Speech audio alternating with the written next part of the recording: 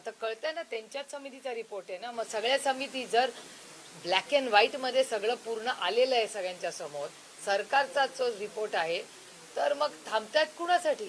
काय अपेक्षा? अजून काय घेणार? जीव गेलाय हो कुणाची तरी, लेक आहे, आई आहे, बायको, बहीण आहे. कोणीतरी कधीतरी थोडंसं या सरकारने थोडासा संवेदनशीलपणा दाखवावा. तुम्ही बघताय की काय हाल झाले. त्या 2 मुली आता ICU मध्ये आहेत. क्रिटिकल आहे. काय ते आई वडील, त्या वडील आणि त्या कुटुंब कुठल्या दुःखातून जात आहे. म्हणजे अशक्य आहे खरं ते. म्हणजे सहन करणं, खरंच देवच त्यांना ताकद देव बाबा या या अडचणीच्या काळात. सहन करणं अशक्य आहे. नाही, सविस्तर एक बघा, एक तर आम्ही मागण्यांसाठी नाही आलो, आम्ही माणुसकीच्या नात्याने इथं आलो. त्यांच्या घरातली, त्यांची बायको, मुलगी, सून, ज्या पद्धतीने तिच्यावर अन्याय झाला, तिची हत्या झाली, त्याच्यासाठी आम्ही, त्यांची लेख तर आम्ही आणू शकत नाही, पण त्यांना थोडासा आधार देण्यासाठी आम्ही इथे आलेलो आहे. त्या मुलांना काही मदत आमच्याकडून होईल का माणुसकीच्या नात्याने, म्हणून आम्ही इथे आलेलो आहे.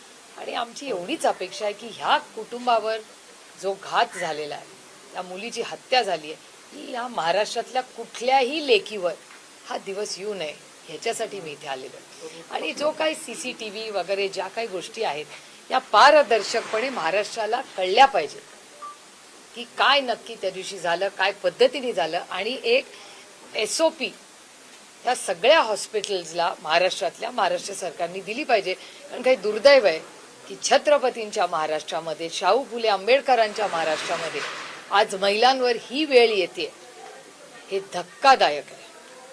रुपाली चाकणकरांनी जो अहवाल वाचून दाखवला, तर मृत्यूची संस्था आहे धर्मादाय यांचा रिपोर्ट आल्यानंतरच गुन्हा दाखल केला जाईल. एवढा वेळ का घेतला याची मला माहिती नाही. तर तो प्रश्न तुम्हाला त्यांनाच विचारावा लागेल. मी माणुसकीच्या नात्यानेच एवढं म्हणते की केस ही झालीच पाहिजे आणि तातडीने जी काही शिक्षा नियम कायद्याप्रमाणे असेल ती ह्या सगळ्या, जे डॉक्टर असतील ते स्वतः आणि त्यांच्या आजूबाजूनी ज्या कोणी लोकांनी प्रत्यक्ष अप्रत्यक्षपणे या हत्येसाठी जबाबदार आहेत, त्यांना ही शिक्षा झालीच पाहिजे. ही माणुसकीच्या नात्याने आम्ही मागणी करतो. पण एक टाइम बॉन्ड पाहिजे, कारण 3-3 अर्थातच टाइम बाउंडच पाहिजे. अर्थातच justice delayed is justice denied. त्याच्यामुळे हे टाइम बाउंड मॅनर मध्येच झालं पाहिजे, हाच तर आमचा आग्रह आहे.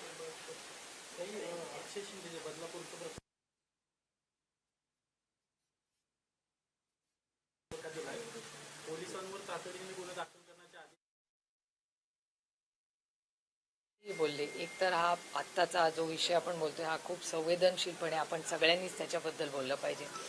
आणि मगाच्या माझ्या प्रेसमध्ये जेव्हा मी पुणे म्युनिसिपल कॉर्पोरेशन